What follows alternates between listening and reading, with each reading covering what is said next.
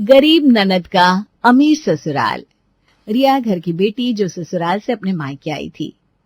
माँ, भाभी कहाँ है आप? देखिए कौन आया है। रिया की आवाज सुनकर सभी हॉल में आते हैं। लो जी, शुरू हो गया स्यापा।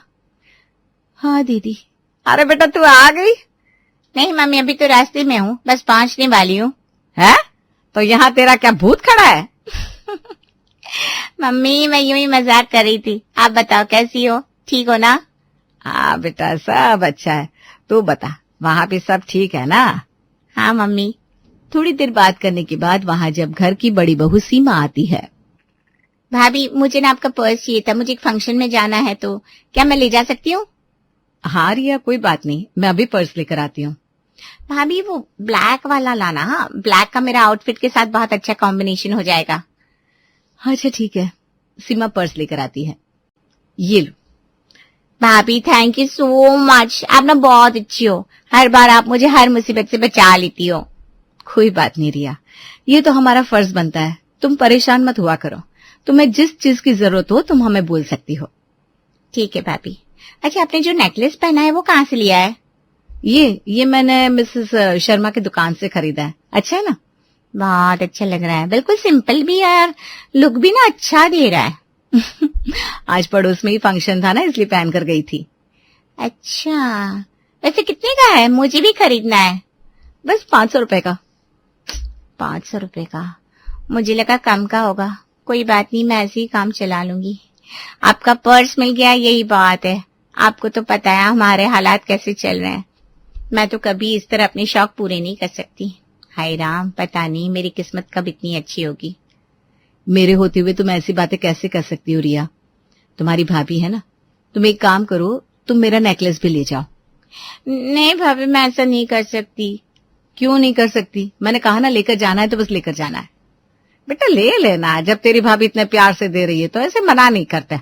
कोई बात नहीं, अगर उसे तबीयत होगी तो वो दूसरा ले लेगी।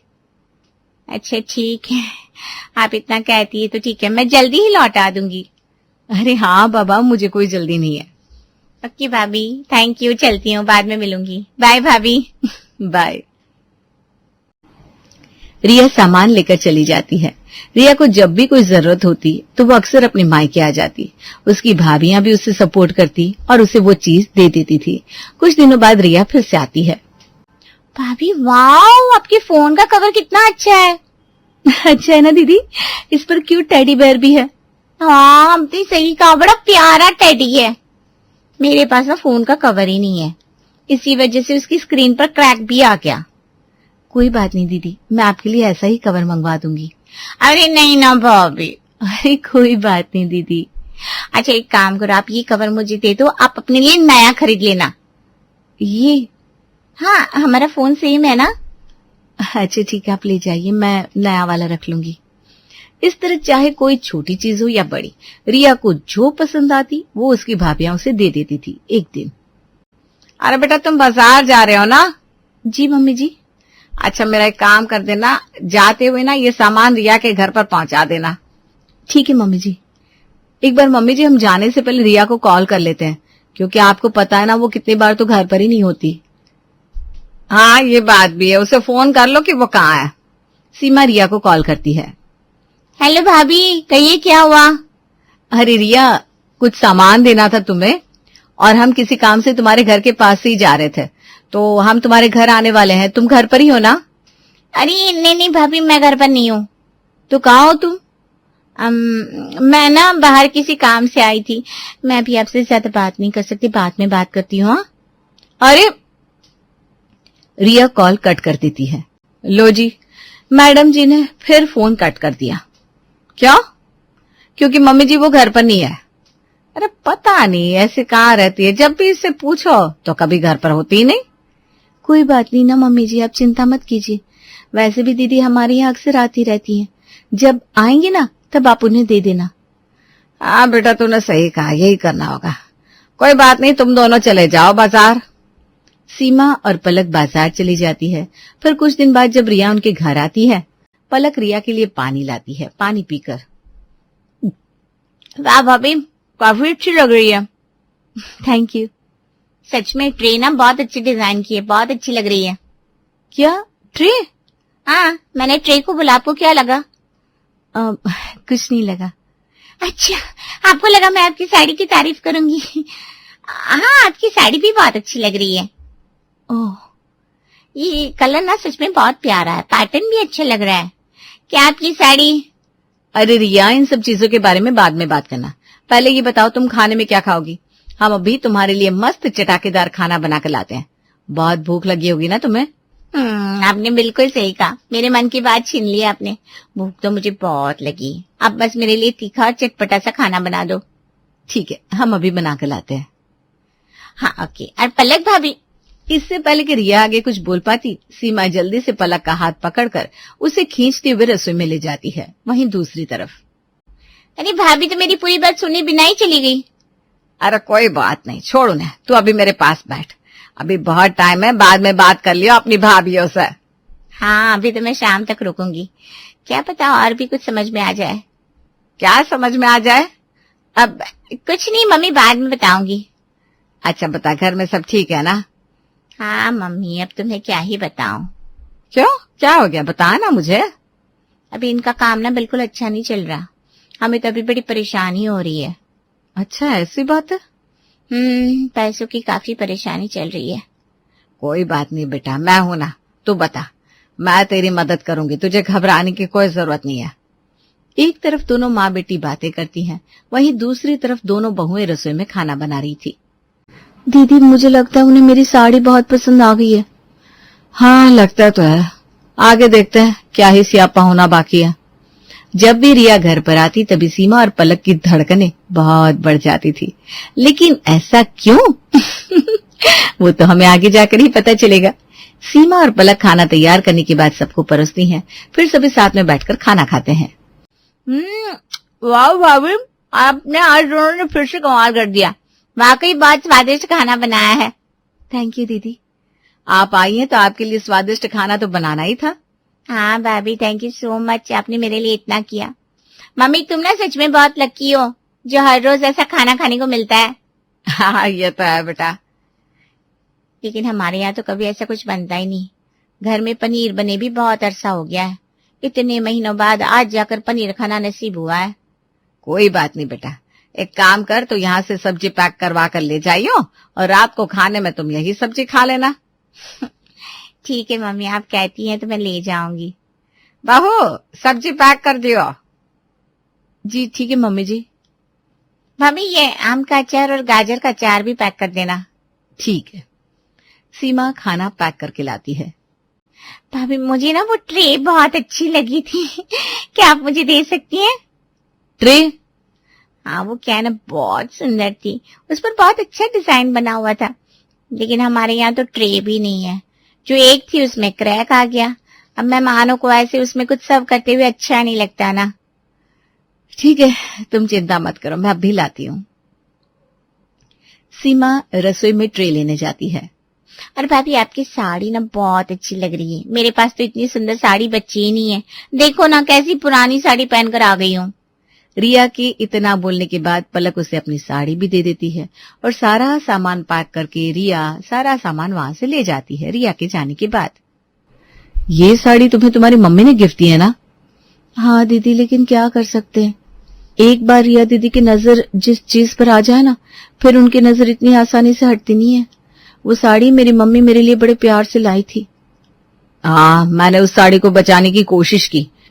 जब रिया उस साड़ी के बारे में बातचीत कर रही थी, इसीलिए तो मैं तुम्हें खींच कर ले आई, ताकि वो इस बारे में बात ही ना कर सके। हाँ, लेकिन हम कुछ नहीं कर सकते। अब तो दीदी को जो चीज चाहिए होती है वो ले जाकर ही मानती है। पहले तो हम अपनी मर्जी से थोड़ी बहुत चीजें दे देते थे, क्योंकि हम समझ सकते हैं कि रिया के ससुराल में बहुत परेशानियां चल रही हैं, इसलिए हम उसकी मदद कर देते थे। लेकिन अब तो बस ऐसा हो गया है कि रिया को जो पसंद आता है वो बस एक बार बोलती है और उस सामान को ले जाती है, हमारे बारे में जरा भी नहीं सोचती। हाँ, चाहे वो चीज हमें किसी ने गिफ्ट में दी हो या हमारी पसंदीदा चीज ही क्यों ना हो, हमारे पास रुकती नहीं। हाँ, सब रिया ले जाती है और हम कुछ कर भी नहीं सकते। वही तो, इस तरह रिया अपने मायके आती और हाय तौबा करके अपनी पसंद का कोई भी सामान ले जाती। कई दिन गुजरते हैं, फिर कुछ दिन बाद रिया फिर से अपने मायके आती है। बेटा आ गई तू? बहुत दिनों बाद आई। हाँ मम्मी। अच्छा दोनों भाभी कहाँ है? वो तो बाजार गई है बेटा। ओह अच्छा। थोड़ी देर बातें करने के बाद रिया इधर उधर नजरें घुमाती है। अच्छा मम्मी, ये झूमर और वाज तो बहुत अच्छे लग रहे हैं। हाँ, सब तेरी भाभीियों का कमाल है, उन्होंने ही पसंद किया है। मानना पड़ेगा, उनकी चॉइस बहुत अच्छी है। सही है मम्मी, भाभी तो अभी भी बाजार गई हैं और वो अक्सर बाजार से कुछ न कुछ सामान लाती रहती हैं। और एक मुझे देखो, मेरी किस्मत कितनी फूटी है। क्यों बेटा, भला क्या हो गया? तू ऐसा क्यों बोलती है? मम्मी आपको पता है ना, मेरे ससुराल वालों का इतना बजट बिल्कुल नहीं है और अब तो इनका काम बिल्कुल भी अच्छा नहीं चल रहा। मैं ना कभी अपनी मर्जी का कोई सामान नहीं खरीद सकती, मुझे तो बिल्कुल रूखा सूखा ही रहना पड़ता है। अरे अगर ऐसी बात है तो बेटा तूने मुझे बताया क्यों नहीं? मम्मी मैं आपको बिना वजह परेशान नहीं करना चाहती थी। अरे बेटा, इसमें बिना वजह परेशान होने वाली क्या बात है? तू इस घर की बेटी है, तुझे जिस भी चीज की जरूरत है तू मुझे बता। ठीक है मम्मी, अगर आप कहती हो तो क्या मैं ये झूमर और वाज ले जाऊं? हमारे घर पर ना कुछ दिनों बाद मेहमान आने वाले हैं, अगर मैं ये लगाऊंगी तो घर बहुत अच्छा लगेगा ना। हाँ हाँ बेटा, बिल्कुल बेशक ले जा। तभी वहां उसकी भाभियां आती हैं। अरे भाभी आप आ गई, बाजार से क्या क्या शॉपिंग करके लाई, मुझे दिखाइए। अरे कुछ नहीं, बस रसोई का कुछ सामान लाए। अरे दिखाइए तो। रिया सारा सामान देखती है और उसके बाद फिर से सामान देखकर उनके लिए हाय तौबा करने लगती है। सच में भाभी आप लोग कितने लकी हैं, जब मन करता है कुछ भी सामान ले आते। लेकिन मेरे ससुराल में तो कुछ भी नहीं है।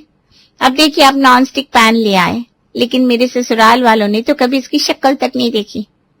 मैं क्या करूं, मेरी किस्मत ही ऐसी है। काश मेरे पास भी नॉन स्टिक पैन होते।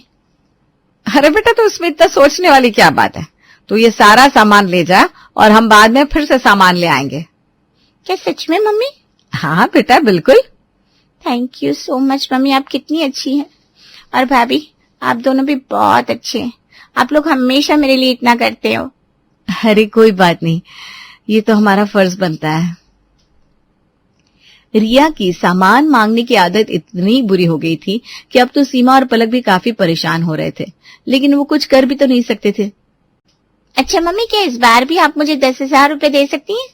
हाँ बिल्कुल, मैं अब भी ला कर देती हूँ। विमला रिया को पैसे लाकर देती है। उसके बाद रिया वहां से चली जाती है। मम्मी जी, आप हमेशा रिया को इतने पैसे देती हैं, ये बहुत गलत है, क्योंकि हमारे पास भी इतना नहीं है जितना हम रिया के लिए करते हैं। रिया सारा सामान लेकर चली जाती है, लेकिन हमें कोई परेशानी नहीं होती। शुरुआत में हमने उसकी पैसों की भी मदद की, लेकिन अब रिया आए दिन हमसे सामान के साथ पैसे भी ले जाती है। हम आखिर इतना सब कैसे करेंगे? हाँ मम्मी जी, दीदी बिल्कुल सही कह रही हैं। हम एक बार रिया दीदी से इस बारे में बात करनी चाहिए। बात तो तुम्हारी बिल्कुल सही है, लेकिन उसके जीवन में अभी परेशानी चल रही है ना। मम्मी जी, हम मानते हैं काफी परेशानी है, लेकिन हम पूरी मदद कर रहे हैं। फिर भी पैसों को लेकर रिया की डिमांड बढ़ती जा रही है।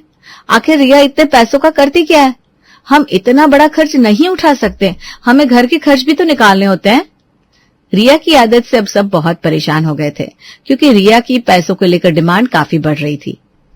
एक दिन जब सब कहीं जा रहे थे। रिया का घर यही है, क्या हम उसके घर चले?